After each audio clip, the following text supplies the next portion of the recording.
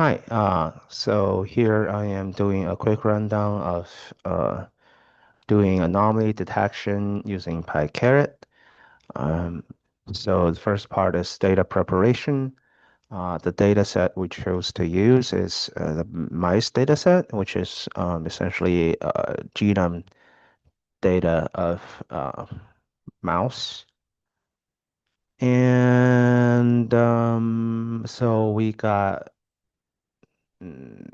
82 columns, and if we ignore the ID column and all these, basically all the genome features are about like 70 something features, and we got a total of 1,080 rows, so a lot of data.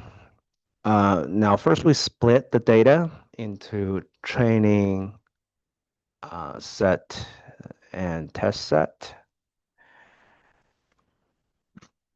So since we're doing anomaly detection, there's really isn't much of training. So basically just the original data and the unseen data, which we'll use at the last bit at the end to do predictions.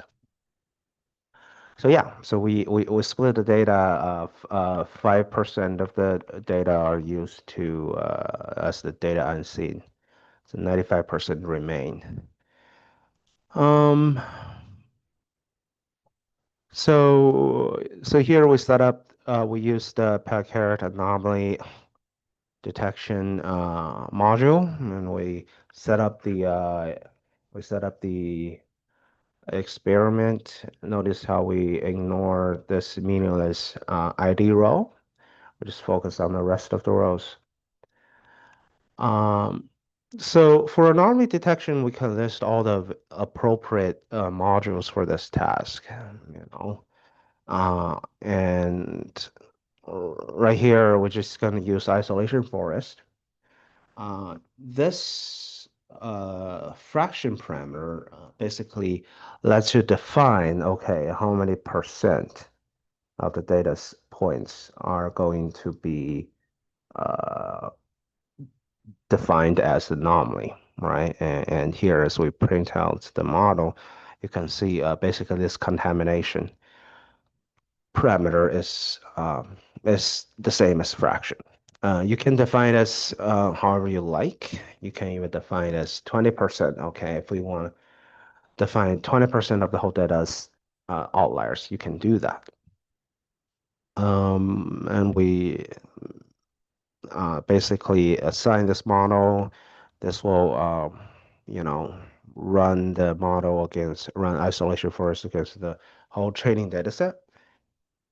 And yeah, so here we have the results, and we can even plot the data distribution here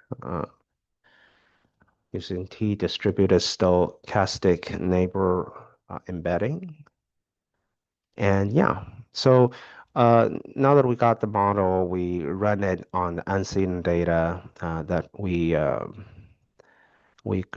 created with the data split at the very beginning, and we run the model on it and see the anomaly column. Yeah, and at the end, we'll just save the model. So yeah, that's it.